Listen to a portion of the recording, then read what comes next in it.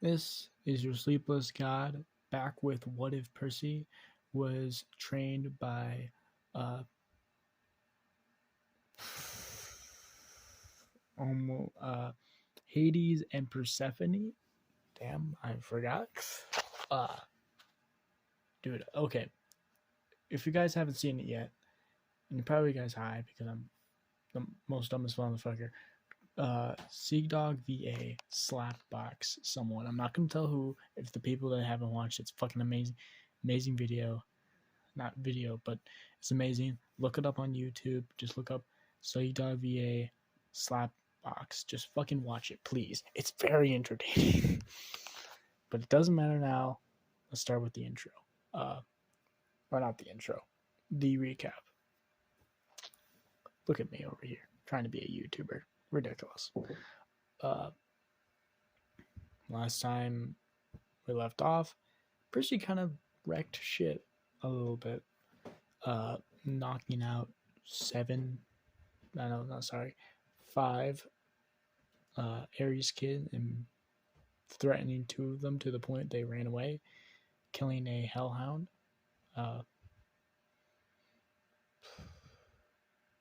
After that, showing his there, and then after that, as everyone ran to see if everyone was okay, two symbols popped above Percy's head. One was obviously the Poseidon symbol, but also a symbol for Persephone. Now, Chiron tried to explain this as, oh, he chose him as a champion or something, but even Chiron doesn't believe that. But Percy knows because of the DNA of his eye, she was allowed to choose him as a champion.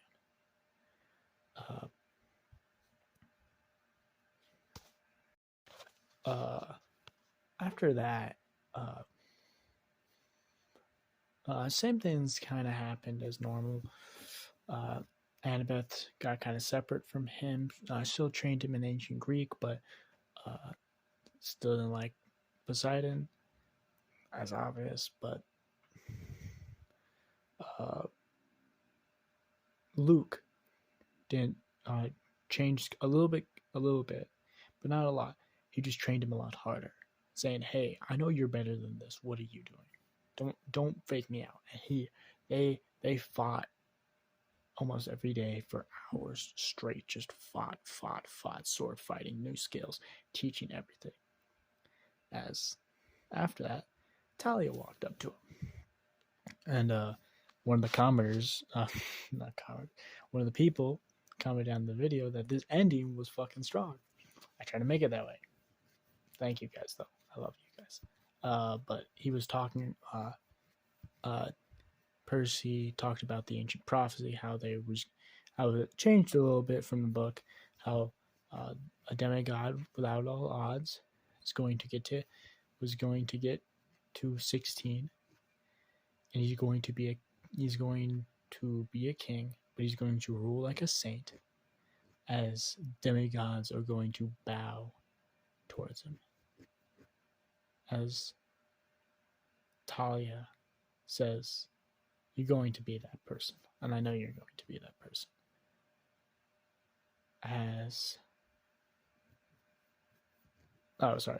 Demigod of the big three has to be that part, but I forgot that a little bit. You know how it is. But that's basically it. Just remember, like all of my videos, watch all of them if you like. Also remember to comment down below. Nice things mean things. I don't give a shit. Just remember to subscribe. Remember that. Some of you guys forget.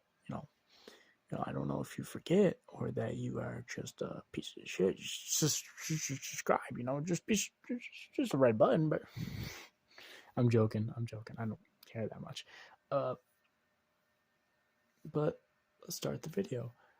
As after Talia threatened his life a little bit, he knows he's going to have to, go on a quest.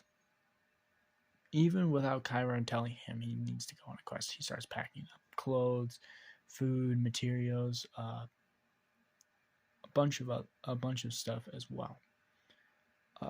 Just like the essentials, like 6 pairs of clothes, canned food,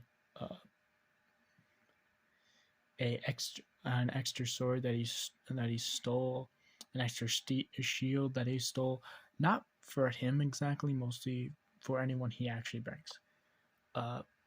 As Chiron goes to his cabin and tells him to go to the oracle. As he goes up to the actual place, as he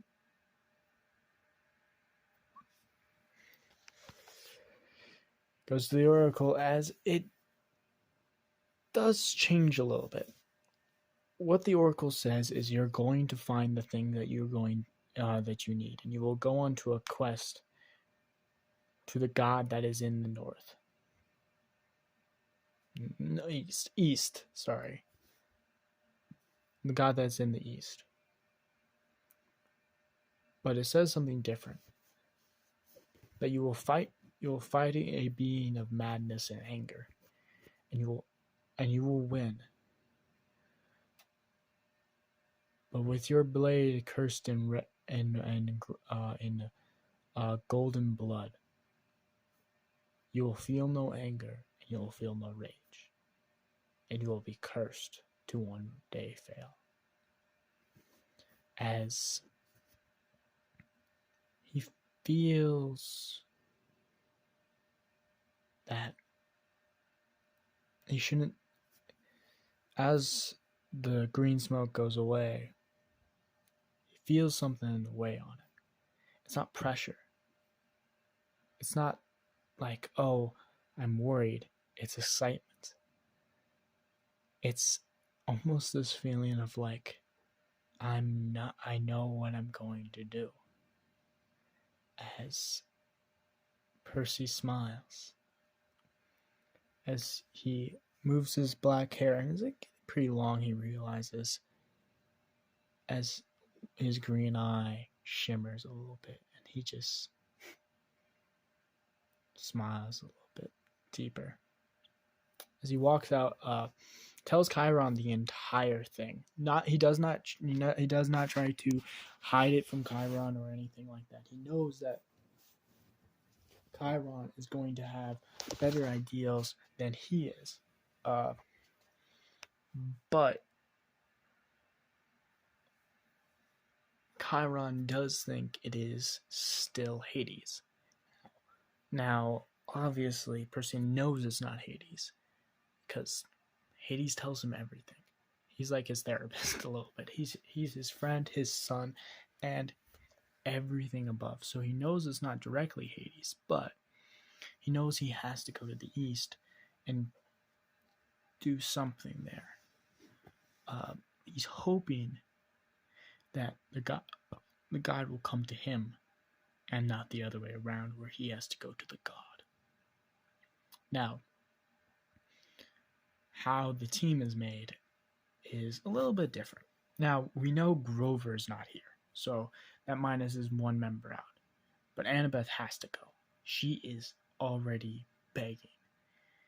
Chiron's wanting not to her, but Luke walks in and says, no, I'm coming, she comes. And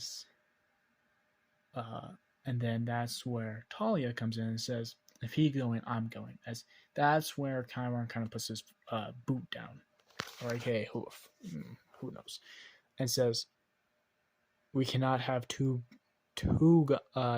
demigods of the big three out at the same time. So it's one way or other. It's only, I will allow Luke, Annabeth, and Percy. But Talia, you have to stay. As Talia is a little bit,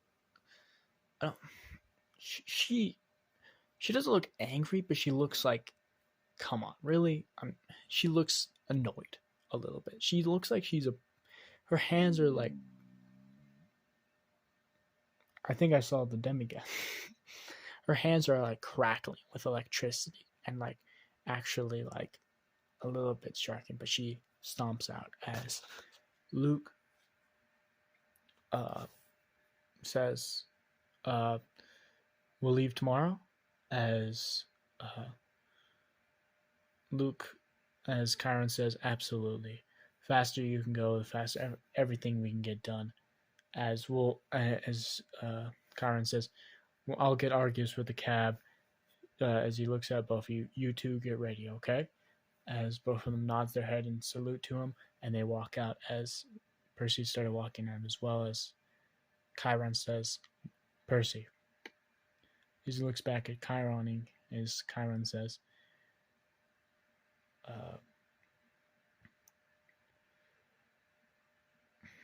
quietly says,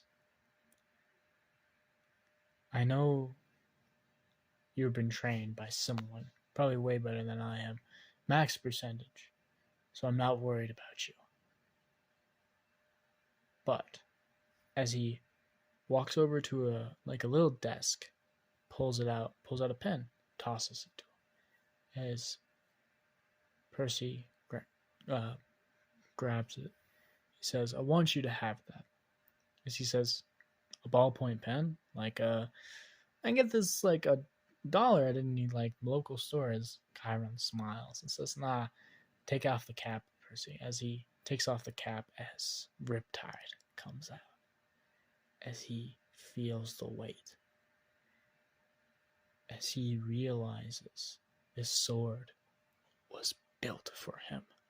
This sword was made for him. As he wields it, as even his black sword that was specially made for him is not wieldy like this. Does not feel like this. This feels perfect in his hands. And it's a little fucking scary. Because, like, he says, "What is this?" As he reads the scripture and says, "Riptide." He says, "Yeah. You probably know the legends of Achilles, Hercules." As he says, "This is his." Yes. Now, I'm not saying you should be like him, because some of his actions were not the best. I'm just saying the sword is perfect for you, isn't it? As he swings it around like a balanced instrument, and he says, "Yes. Keep it. It's yours now." As he puts the cap back on it, he says, "What if I lose it, though? It's just a pen. If I put it in my pocket and it falls." He says, "Don't worry about it. Come back to your pocket. It might take longer how far you chuck it or something like that, but don't worry about it." As Percy smiles at Chiron and says, "Well, I haven't turned 13 yet, but thank you for my birthday present." As Chiron says, "You're welcome." As Chiron walks out, not Chiron, sorry, Percy walks out. He's already packed. He's now practicing with Riptide and should I name? I'm gonna leave it up to you guys. What should the black blade be named? Whatever is the most commented or the most liked comment, I will name it that. Just spiel out ideas, anything you want.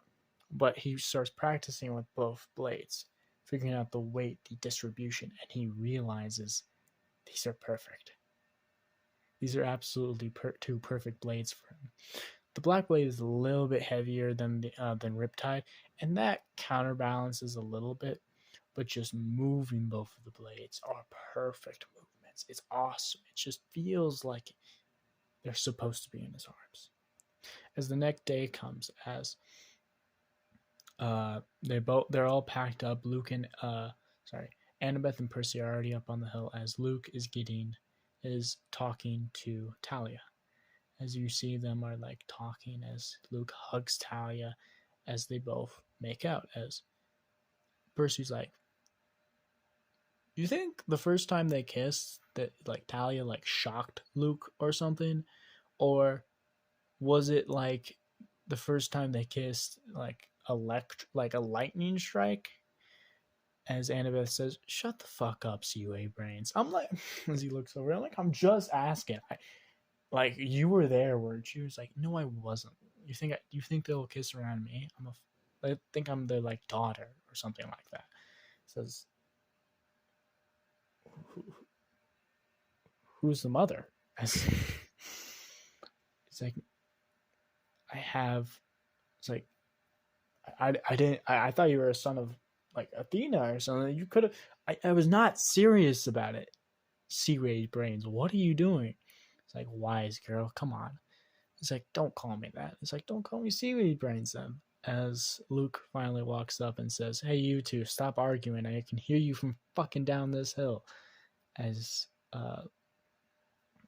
Annabeth says, he started it. As he says, as Percy says, I don't know what you're asking. I just asked this simple question. As Luke says, what was the question? He says, your two first quiz, was it like did she shock you, or was the clouds a little bit rainy that day? As Luke looks at him and he has like a little bit of red in his face as he says, she did shock me a little bit when we first kissed. As he's like, I knew it, I fucking knew it. As Annabeth like gets like super red face as he's like, as first, Luke, now Percy's necklace has the black blade and the pen connected to them. The pen is just like just put on there. Nothing like really strappy like the actual blade, but you know, it's nice. They get into the cab with Argus. They drive a little bit as the outside world seems so like weird to him. It's like he's never been out here. As he's like looking out the window and all that shit, like like actually like gripping onto the windows and like looking at it as he passes McDonald's or something like that. And he's like, what the fuck is that? It's not a McDonald's. I don't know what a McDonald's is, but still, what the fuck? And like Annabeth like grabs him. He's like, what are you've never been out in the world? He's like, yeah, not really. He's like, as he's like thinking like, no, not really. But he's like, yeah, well, you know, me in the orphanage, we really didn't go out. Where I lived, we were in like the countryside. I've never seen the big city. It's like, it's not even that big. As she's like, it's big to me. As they kept on driving as they finally got to the bus, as they hopped on, as when they're driving, Annabeth says, now, okay, we need to strategize. First, this bus is only going to take us so far. And with that, we don't know how far we can go until actual enemies come towards us. So, as they start making up a strategy, the difference is they actually drive the complete bus the entire way. Because Hades is not after them. That means the kindly ones are not coming after him. And plus, the kindly ones respect Percy way too much to ever come after him. So they make it almost complete way as halfway until something slams into the bus. Driving close to the forest as both Annabeth is talking to Luke right now as Percy is taking a nap.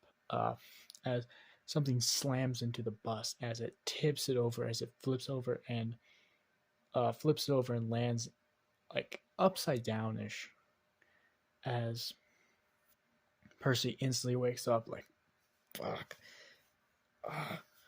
What the hell is that? As he looks over, as he sees like horn, like he sees fuck, as he sees, one second, I don't remember the name. Shit, what is the name of that creature? I'm sorry, there's so many names. Sorry, half bull, half man, if you know what I'm talking about. Minotaur, sorry, Minotaur, as he screams it out, Minotaur, as he, like, all the other passengers are like concussed, as he like, as he looks to Annabeth and Luke, as they're like still getting functional, as he scoots over to where they are and starts kicking at the window, as it takes like 3 good kicks to actually smash the window out, as he's like, dead, broken glass, as he like hides behind the bus, as Percy and Luke get out, as he's like, they're both like hiding behind the buses. He's like, okay, first things first, you invisibility cap will distract, you slice, we kill. As it's like, and it's like, I thought I was supposed to strategy got here. It's like, no, it's no worries to be gone, as he grabs his ballpoint pen and he releases Riptide, as he says, now let's get going. As Luke and Percy go another way, as Annabeth puts out her cap on and starts fighting. Obviously, Luke doing some damage to it with his blade. But what happens first is Luke slices his like stomach area. He's like, as first he's like, good hit, but aim for the legs, and then when he's on the ground, I'm going to yell at Annabeth, and then she's gonna strike for the head. As Luke looks at him and nods his head without even truly moving, they slice at it. Both slice at his. Luke slicing for his right, Percy on his left, as they both fall to the ground. As he says, Annabeth, as Annabeth runs up, grabs onto and starts stabbing into the head.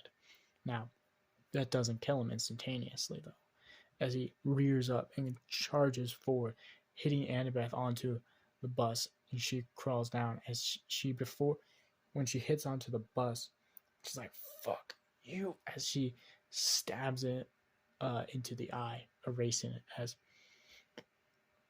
you hear, as she got slammed onto the bus, Luke and Percy both hear a crack sound on like her shoulder, as Percy gets there first. Luke looks at him and says, what are we gonna do? And he looks out and he sees this forest, as he says, obviously we go into the trees and we escape, as he picks up Annabeth and says, now, before anything, I hope one of us packed medical supplies, as like everyone gets off the bus, as Annabeth grabs Annabeth can't grab her stuff, but Luke grabs his stuff, and Percy grabs his stuff and Annabeth's stuff, holding the dagger in his teeth, and just they both run to the forest, as the bus driver's like, where those kids fucking did it or something, as the bus driver's trying to calm down this like massive herd of people who are like threatening them, as they run into the forest, as they escape, as Percy uses his nature awareness to get some healing supplies for Annabeth, as Castellan has bandages to fix her shoulder, as he also realizes it's not broken, it's just disconnected, so he replaces her shoulder, as he's like, this is gonna be a bitch, just thinking it, as she's like, just fucking do it. As he pops it back in as it she fucking fuck. Thanks. Thanks. As he gives her some nature uh, some nature things to chew on that will help her with the pain and will also help her heal a lot quicker. It's basically like a downgraded version of like like the godly golden juice that tastes like really anything you like. It's a downgraded version of that where he made it from the wild. Uh, as this is where we're going to end it off. As hope you guys like it. Just remember uh, to try to just subscribe, like down below. But I'll see you guys later. Goodbye.